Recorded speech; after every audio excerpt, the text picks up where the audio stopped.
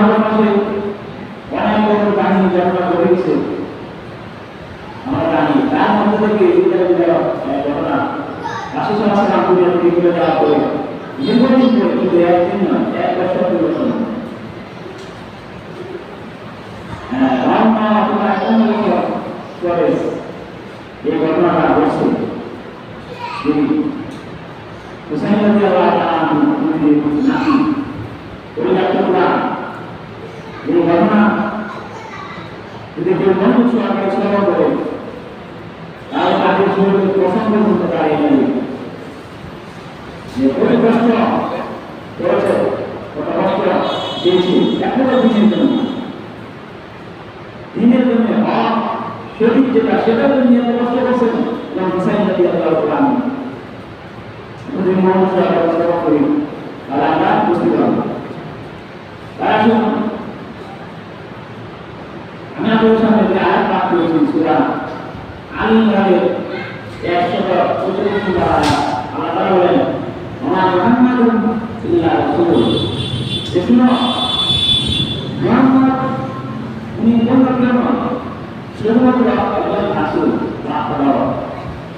ওয়া মুহাম্মাদুন ইল্লা রাসূল, উনি একজন বার্তা হিসেবে দুনিয়াতে এসেছেন।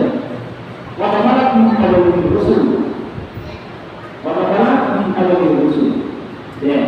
এই নবীর আগে, এই রাসূলের আগে আর অনেক রাসূল দুনিয়া থেকে বিদায় নিয়েছে।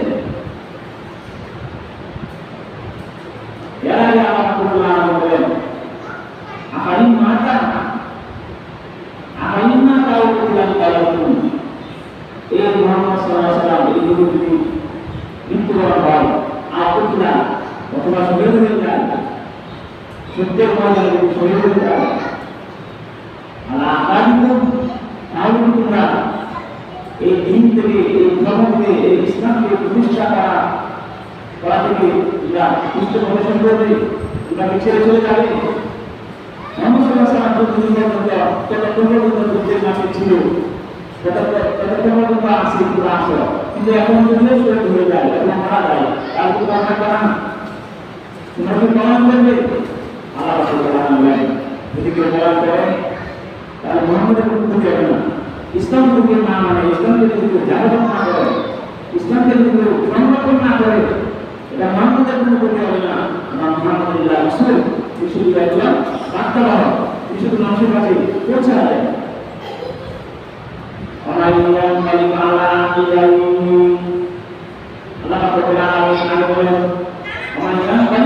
বলেন, হ্যাঁ শুনে রাখো, যারা যে রাজারা ইসলামের দিকে থাকে, যে রাজারা ইসলামের বিধান থেকে রাজত্ব থাকে, যে রাজারা ইসলামের বিধানকে সংরক্ষণ করবে না, ইসলামকে হেফাজতের জন্য চেষ্টা করবে না, এটা বরাবর ওই ব্যক্তি করবে। আমি যদি ইসলামের জন্য কিছু না করি, আপনি যদি ইসলামের জন্য কোনো চেষ্টা না করেন, তাহলে এরা দোকানকে আপনি ঢুকবেন, সেই দোকানকে আমি আমারই করতে হবে। কেননা রাসূল সাল্লাল্লাহু আলাইহি ওয়াসাল্লাম রক্ত ঝরেছে, সাহাবারা ওদের কাছে রক্ত ঝরেছে। ইমাম হুসাইন এর মুহররম মাসের 10 তারিখে ওনার রক্ত ঝরেছে। শিরকুয়া যে মাথা, সে শরীর থেকে মাথাকে টুকরা করে দিয়েছে, এখন মুসলমান মেনে নিতে পারে না। এখন আল্লাহ রাব্বুল দেখেছেন, এটা উনি জ্ঞান করেছেন। কিন্তু আজকে দুনিয়াতে নাই, উনি জান্নাতের মধ্যে চলতেছেন, জান্নাতের খাবার নাচ নিয়ামত সেগুলি ভোগ করতেছেন। আল্লাহ রাব্বুল জোর দিয়েছেন যে আমার দিনের জন্য তুমি তোমার মাথাকে তুমি টুকরা করেছো, আমি তোমাকে কষ্ট দেব না। আসলে মাত্র আল্লাহ রাব্বুল আলামিন আমার নবী বলেন, ওয়া সাউকালু বিকা রাব্বুকা ফাতানু, যে আপনি সন্তুষ্ট করেছেন, আজকে আপনি যে কাজ করে সন্তুষ্ট আছেন, আমি আপনার সেই কাজে রাজি আছি, আমি আপনাকে সন্তুষ্ট কিছু বিষয় আমি আপনাকে জ্ঞান করবো। সুবহানাল্লাহ। রাসূল সাল্লাল্লাহু আলাইহি ওয়াসাল্লাম উম্মতের ফয়সালার জন্য এটাই চূড়ান্ত সন্তুষ্ট। আল্লাহ রাব্বুল আলামিন বলেন, ওয়া ইয়ানতালিকা আলাইহি ওয়া ইয়াদুরু শাইআন, যে ব্যক্তি যুদ্ধের ময়দান থেকে পয়েন্ট করে চলে যায়, তারা রোল বসায় না, সে আল্লাহ তাআলা কোনো ক্ষতি করতে পারবে না। কিন্তু জেনে রাখো, যারা ইসলামের জন্য কাজ করবে, তারা ইসলামের জন্য জান প্রাণ মাল সময় কথা সহযোগিতা চেষ্টা প্রচেষ্টা করবে, এই সমস্ত সুপরিকারী বান্দাদের জন্য আমি তাদের জন্য প্রতিদান দিতেছি, মৃত্যুর পরে আমি আল্লাহ তাআলা তাদেরকে প্রতিদান দিয়ে দিব। কিন্তু মানুষের প্রতিদিন মারা যাচ্ছে, যাচ্ছে না, প্রতিদিন মানুষ যেতেছে, যাওয়ার পরে তারা ওই মাটির নিচে তারা কোন অবস্থায় আছে, এটা তো আমাদের এটি জানা দরকার। আপনি যখন মারা যাবেন, আপনি কিভাবে থাকবেন সেই মাটির নিচে, কষ্টে না সুশান্তিতে? আল্লাহ বলেন যারা আমার দিনের জন্য যারা কষ্ট করবে, চেষ্টা করবে, হ্যাঁ, তারা যদি মৃত্যুবরণ করে, যারা জান মাল খরচ করবে, নিজের জানটাকে দিয়ে দিবে, যেমন ইমাম হুসাইন রাদিয়াল্লাহু আনহু একমাত্র দিনের জন্য, ইসলামের জন্য এই জানটা দিয়েছেন। এটাই আমি আজকে আপনাদের সামনে কিভাবে জানটা দিলেন উপস্থাপন করতে চাই। রাসূল সাল্লাল্লাহু আলাইহি ওয়াসাল্লাম বলেছেন যে আলা হুসাইন মিন্নি ওয়া আনা মিন হুসাইনি, ইয়া হুসাইন আমার থেকে আর আমি হুসাইন থেকে। হুসাইন আমার বংশের। কত বড় ফজিলতপূর্ণ একটা কথা রাসূল বলেছেন। রাসূল বলেন, দেখুন হুসাইন রাদিয়াল্লাহু আনহুকে ভালোবাসে, আল্লাহ তাআলা স্বয়ং তাকে ভালোবাসেন। হুসাইন রাদিয়াল্লাহু আনহু কিন্তু আমি কথা বলি না, একজন মানুষ যাকে ভালোবাসে তাকে যদি আমাদের মহব্বত করে, আল্লাহ তাআলা আপনাকে ভালোবাসেন, মহব্বত করেন।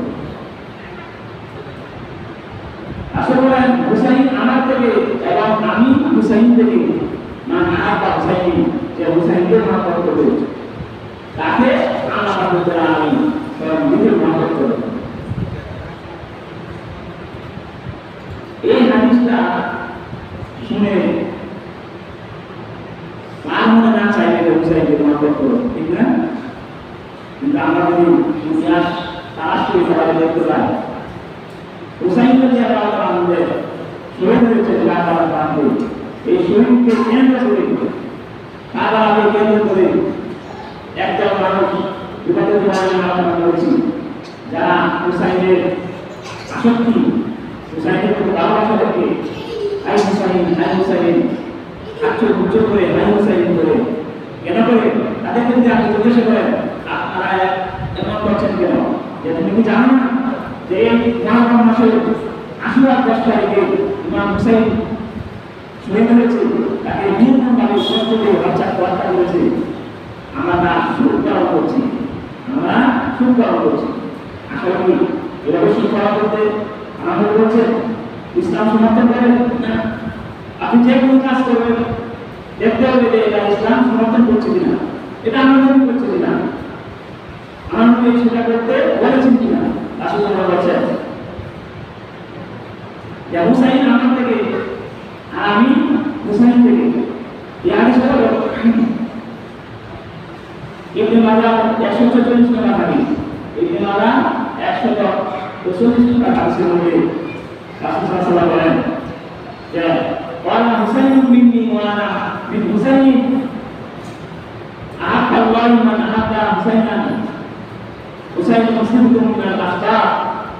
ইবনে মাজাহ এই হাদিসের মধ্যে রাসূল বলেন যে হুসাইন আমার থেকে আর আমি হুসাইন থেকে, হুসাইনকে যে ভালোবাসে আল্লাহ তাকে ভালোবাসে। এই জন্য তারা ভাবমূর্তিরা শিয়া আলোক করতে হুসাইনকে ভালোবাসে, হুসাইনের ভালোবাসা নিয়ে এসব করছে।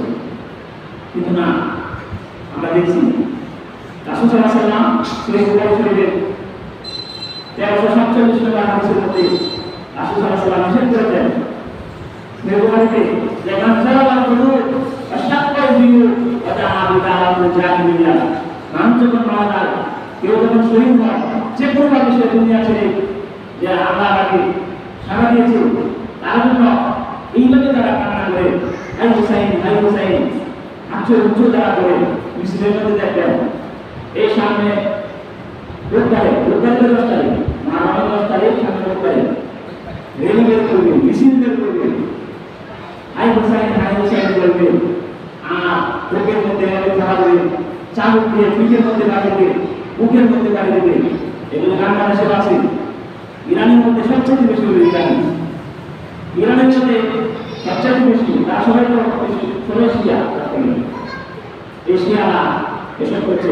আর বাংলাদেশের মধ্যে মুসলমানদের মধ্যে আজকে তারা শিয়া, তাদের মধ্যে কিছু মুসলমানেরও অংশগ্রহণ করছে। সেই মুখানে একদিন করছে মৃত্যু সুঘাত পালন করতে যারা তারা শরীরের মধ্যে আঘাত করবে, তারা আইনদাস করবে, তারা না, তারা আমিনুল উম্মাহ নয়। এই পৃথিবীর মধ্যে যত হাদিস গ্রন্থ রয়েছে সবচেয়ে শ্রেষ্ঠ গ্রন্থ হলো সহিহ আল বুখারী। এই বুখারী শরীফের কাছের মধ্যে রাসূলুল্লাহ বলে গেছেন, এটা কোনো ছোট কথা নয়। আজকে আমরা শুধু মানছি না, আজকে তারা সেগুলি তোয়াক্কা করছে না। কেন? ওই যে রাসূলুল্লাহ এই হাদিসের মধ্যে ইবনে আব্বাস 140 নম্বর হাদিসের মধ্যে যেমন আহাব্বা হুসাইন আহাব্বা যে হুসাইনকে ভালোবাসবে আল্লাহ তাকে ভালোবাসবে। কিন্তু ভালোবাসার তো একটা মাপকাঠি আছে, ভালোবাসার পদ্ধতি আছে, ঠিক না? নামাজ পড়ার কথা আল্লাহ বলেছেন, নামাজ পড়ার একটা পদ্ধতি আল্লাহ দিয়েছেন। যদি মন ভালো করে আমি নামাজ পড়াই দিই তাহলে আমার নামাজ হবে না, আমার নামাজ হবে না। মোটা মাঝিন আল্লাহ সাল্লাল্লাহু আলাইহি ওয়াসাল্লাম সহিহ বুখারী যে হাদিসের মধ্যে বলেছেন, এটা আমাদের ঘুরানো আগে খেয়াল করতে হবে।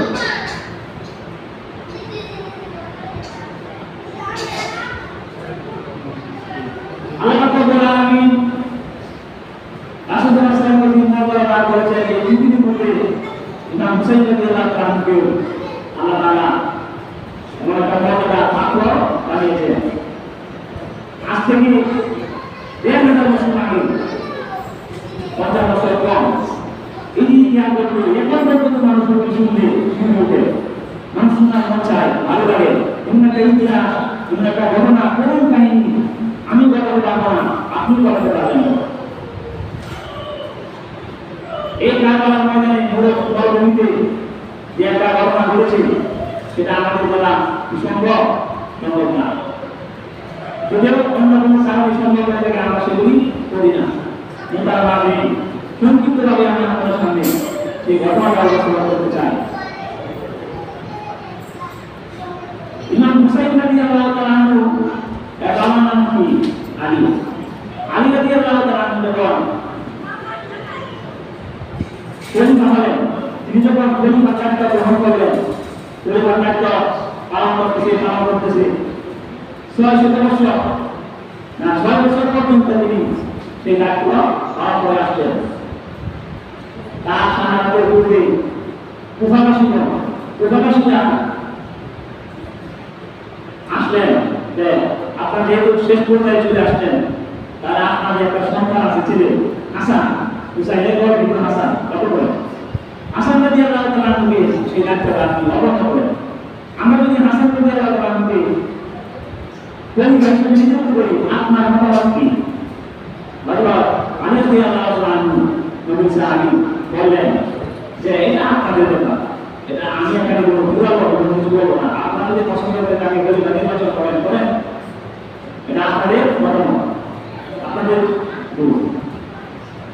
যখন সবাই পরামর্শ করে তাই করলেন, সবাই সমর্থন করল যে ঠিক আছে আমরা হাসান রাদিয়াল্লাহু তাআলা আনহুকে খলিফা হিসেবে নির্বাচন করব।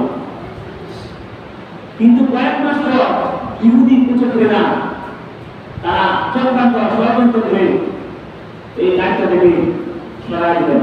কিভাবে?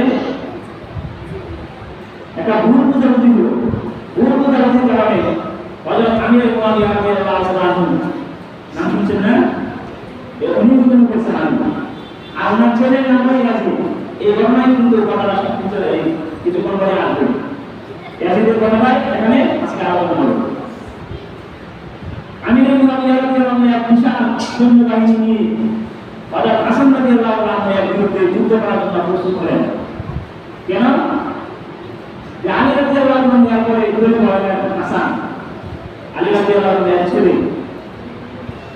আর ইহুদিরা এই মুয়াবিয়া রাদিয়াল্লাহু আনহু আঙ্গুলে লাগাই দিলেন একটা সূচক করে যে আপনি এখানে আছেন সেই দায়িত্ব আপনি পেলেন না, দায়িত্ব না তার দরকার ছিল, আপনি একটু বড় একজন সাহাবী, হ্যাঁ এই দায়িত্বটা তো আলিয়াকে ব্যবহার করে আপনার দায়িত্ব ছিল পরিবার হওয়া, কিন্তু হাসান রাদিয়াল্লাহু আনহু এটা করে পাইল এই একটা ঘটনা সাজাইয়া লাগাই দিল। তখন যুদ্ধের উপর হলো, যুদ্ধের জন্য প্রস্তুত হচ্ছিলেন মুয়াবিয়া রাদিয়াল্লাহু আনহু এবং হাসান রাদিয়াল্লাহু আনহু। এমন অবস্থায় মুয়াবিয়া রাদিয়াল্লাহু আনহু হাসান রাদিয়াল্লাহু আনহুর কাছে একটা চিঠি লিখলেন। আমির মুয়াবিয়া চিঠি লিখলেন হাসান রাদিয়াল্লাহু আনহুর কাছে, এই হাসান শুনো, যুদ্ধ করে রক্তাক্ত করে প্রয়োজন নাই, একটা সন্ধি চুক্তি করো, আসলে একটা সন্ধি চুক্তি করো। যারা জ্ঞানী তারা বুঝলেন সন্ধি চুক্তির অর্থটা কি। সন্ধি চুক্তি করার ইঙ্গিতে বুঝাই দিয়েছেন যে দায়িত্বটা আমাকে দিয়ে দাও, তুমি যদি একটা রাষ্ট্র নয় বলছে তুমি দায়িত্বটা আমার হাতে হস্তান্তর করো, যদি কোনো রওনা দিবা তাহলে তো যুদ্ধ করে জানতে হবে, চুপ করবো আমি নিয়ে দেব, তুমি যদি না দেওয়া তাহলে তো কিছু করার নাই, রক্তাক্ত করে কোনো লাভ নাই, তার মানে তুমি দুনিয়াতে থাকবো না, দেও দেখবো সে দায়িত্ব আমি নিয়ে নিব। তখন হাসান রাদিয়াল্লাহু আনহু শুরু করেছেন সেই দায়িত্ব দিয়ে দিলেন, তিনি বলেন যা গঙ্গা দিয়ে দিলাম আমি পরিবার দায়িত্ব নিব না।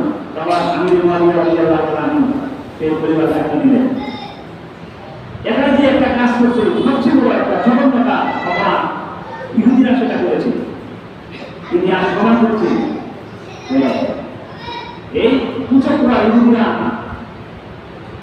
একটা সিস্টেম করে হাসান রাদিয়াল্লাহু আনহুকে এখান থেকে ঘুরে চলে রাখলেন। ইহুদিরা আজকে কি না করতেছে আপনি দেখেন, ইহুদিরা কি না করতেছে।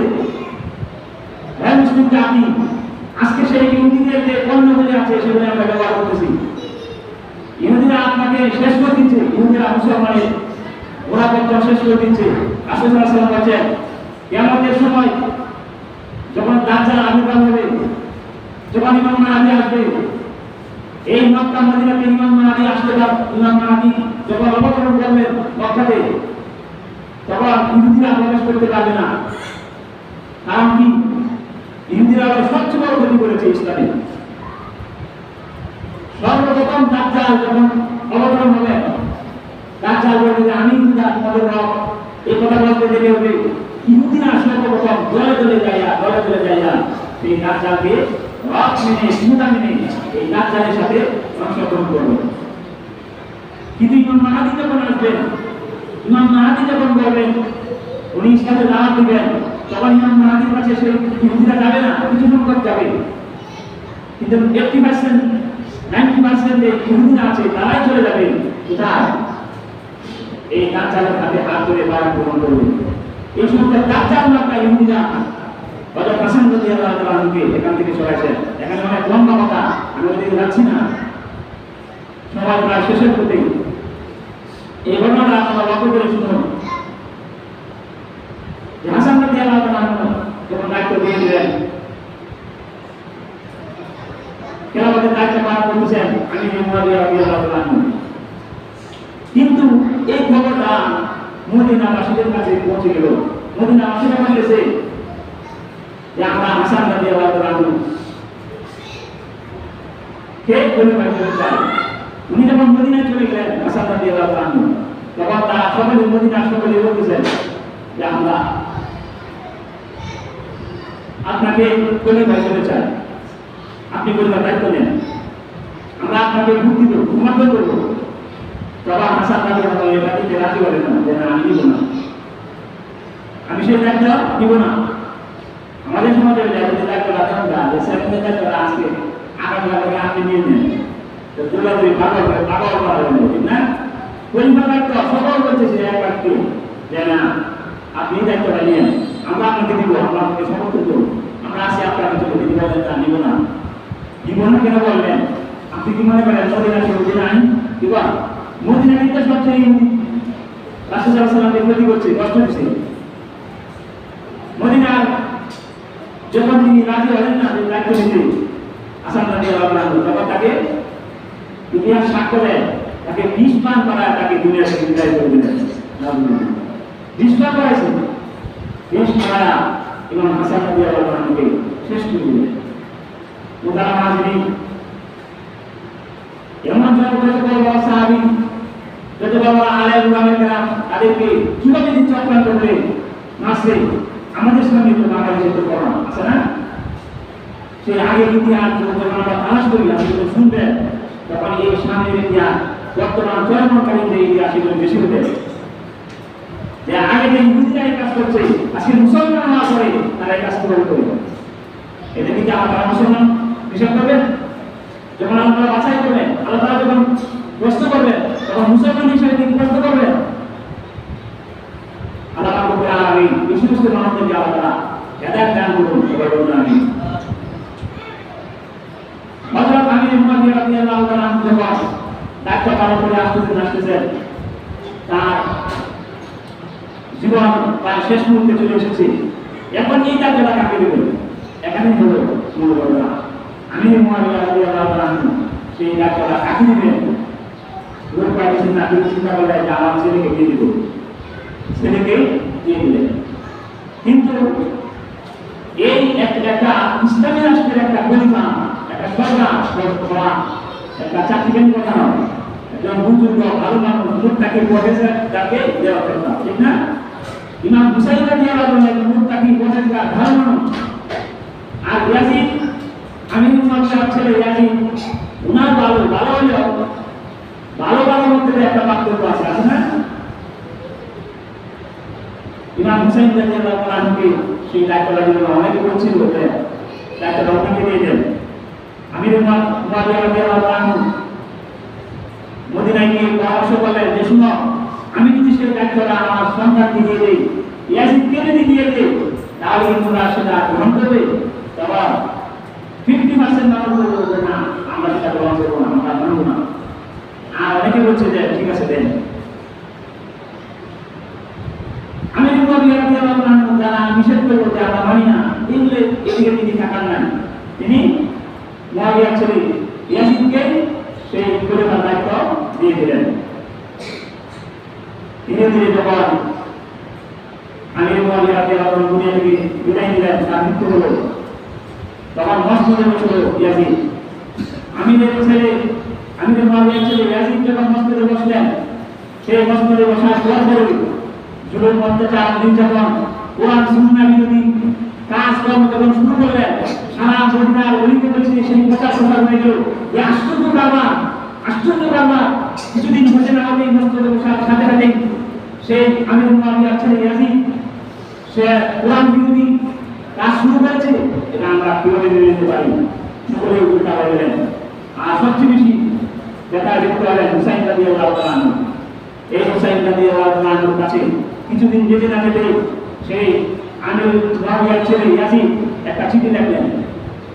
তার কানে খবর গেছে যে হুসাইন কিন্তু তোমাকে মানে না, ইমাম হুসাইন নবীর নাতি, ফাতেমার ছেলে, আলীর ছেলে কিন্তু তোমাকে মানে না সরকার হিসাবে, খলিফা হিসাবে।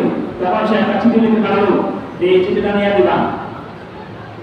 মদিনার গভর্নরের মাধ্যমে এই চিঠিটা যখন পাঠালেন, হুসাইন রাদিয়াল্লাহু আনহু বলছেন যে হুসাইন যদি বাঁচতে চাও, সেই দেশে থাকতে চাও, আরাম শান্তিতে, তাহলে এই ইয়াজিদের হাতে হাত তুলে বাদ গ্রহণ করো। কারণ সকলেই ইয়াজিদের হাতে বাদ গ্রহণ করছে, সকলেই করছে। এখন তুমি বাকি রয়েছে, তোমার সাথে আরো যারা সঙ্গী বাকি আছে, সাথী সঙ্গী, তারা ছাড়া সকলেই বাদ গ্রহণ করছে বাদ হাতে ইয়াজিদের কাছে। এখন আপনারা বাকি আছেন, আপনারা যদি বাদ গ্রহণ না করেন তাহলে সেই দেশে থাকতে পারবেন না, আপনাদের অনেক কষ্ট হবে। ইমাম হুসাইন রাদিয়াল্লাহু আনহু তার নাতি, তার ছেলে, এটা বিবেচনা করতে হবে, যার নাতি, যার ছেলে, তারা কোনদিন বাতিলের সামনে মাথা নত করে নাই। কারণ দেখতে আছে দেশে কোরআন সুন্নাহ বিরোধী কাজ করতেছে, জুলুম, নির্যাতন, অত্যাচার, চক্রান্ত, ষড়যন্ত্র একটা মদিনার মধ্যে, কুফাবাসীদের মধ্যে এগুলো করতে মাথা মধ্যে, এটা কখনোই ইমাম হুসাইন রাদিয়াল্লাহু আনহু বরদাস্ত করেন নাই। মুহতারাম হাজিরিন, ইমাম হুসাইন রাদিয়াল্লাহু আনহু তার চিঠি পাঠালেন, চিঠি লিখে দিলেন যে আমি সেই শরীয়তের নাফরমান এবং জালিমের নিকট বায়াত গ্রহণ করতে চাই না। যার দ্বারা ইসলামের ক্ষতি হচ্ছে, যার দ্বারা মুসলমানদের ক্ষতি হচ্ছে, আমার শরীরে, আমি হুসাইনের শরীরে এক পুরা রক্ত থাকতে আমি তার এবং জালিমদের হাতে, নাফরমান বাদশার হাতে আমি কি করবো না, রাগ গ্রহণ করবো না। চিন্তা করেন, এই কথা যখন তার কাছে গিয়ে যেতে থাকে ছোট ছোট সেটা বলি না, আরো লেগে গেল যে হ্যাঁ আমার দেশে থাকবে আবার আমাকে মানবে না, বুঝে যেত এখন কি করা যায়। আমি এদিকের হাতে বায়াত করে ইসলামের অবমাননা করতে চাই না, কারণ কিয়ামতের আগ পর্যন্ত উম্মতি মুহাম্মদী জন্ম হবে, জন্ম হওয়ার পরে তারা ইতিহাস দেখবে যে ইমাম হুসাইন কেমন ছিল, ইমাম হুসাইন সে একটা ইয়াসিনের হাতে বায়াত গ্রহণ করেছে, ইসলামকে অবমাননা করেছে, তাই না নবীজির নাম নিয়ে হতে পারে। ইমাম হুসাইন সে কথা বলে গেছে ইতিহাসের মধ্যে, এই কথাটা কিন্তু হাদিসে থাকতো, কোরআনে না হাদিসে থাকতো। যেহেতু রাসূল সাল্লাল্লাহু আলাইহি ওয়াসাল্লাম মৃত্যুর পরে এই ঘটনা বলছে, এই কোনো হাদিসে নাই, নবীজি থাকতে যদি এমন হইতো তাহলে হাদিসের মধ্যে সেটা থাকতো। মোটামুটি এরপর থেকে পুরো কাহিনী শুরু হয়েছে। আমাদের সময় শেষ, সেই জন্য আমি আর সামনে যেতে পারছিলাম, এখানে রাখছি। এরপর হুসাইন রাদিয়াল্লাহু আনহু যখন মদিনা থেকে মক্কা গিয়ে পরিবার সহ বসবাস করতে লাগলেন, তার একটা ঝুঁকি আছে, ঝুঁকি আছে না, আমাদের মধ্যে একটা ঝুঁকি আছে, যেহেতু তাকে মানে না এই পরিবার হিসাবে, এখন তো হুসাইন মেরে ফেলবে। কিন্তু সেখানে গিয়েও তিনি শান্তিতে থাকতে পারলেন না। 3-4 মাসের মধ্যে আবার তাকে বারবার হত্যা করার জন্য তাকে চেষ্টা করা হয়েছে। কাকে? ইমাম হুসাইনকে। কেনা ইয়াজিদের বাহিনী, ইয়াজিদের বাহিনীরা তাকে হত্যা করার জন্য চেষ্টা করছে। এখানে আজকে সেই ঘটনাটা রাখলাম, সামনে যখন সময় পাই ইনশাআল্লাহ বলবো। এখন আমি আপনাদের সামনে কয়েকটি প্রশ্নের উত্তর শোনাতে চাই। সহিহ মুসলিম শরীফের 1222 নম্বর হাদিসের মধ্যে রাসূল সাল্লাল্লাহু আলাইহি ওয়াসাল্লাম বলেন যে ইদা সরাফা মিন সলাতিহি ইস্তাগফার সালাত সুম্মা ক্বালা আল্লাহুম্মা আনতা সালাম ওয়া মিনকা সালাম তাবারাকা ইয়া যাল জালালি ওয়াল ইকরাম। রাসূল সাল্লাল্লাহু আলাইহি ওয়াসাল্লাম সহিহ মুসলিমের হাদিসের মধ্যে বলেছেন, আমরা অনেকে পড়িও না, অনেকে জানি না যে সালাম ফেরানোর সাথে সাথে আমাদের সালাম ফেরানোর সাথে সাথে কি কুন্দা করবে, কি করবে, এবার তো প্রশ্ন থাকে না যে সালাম ফেরানোর সাথে সাথে কি করবে।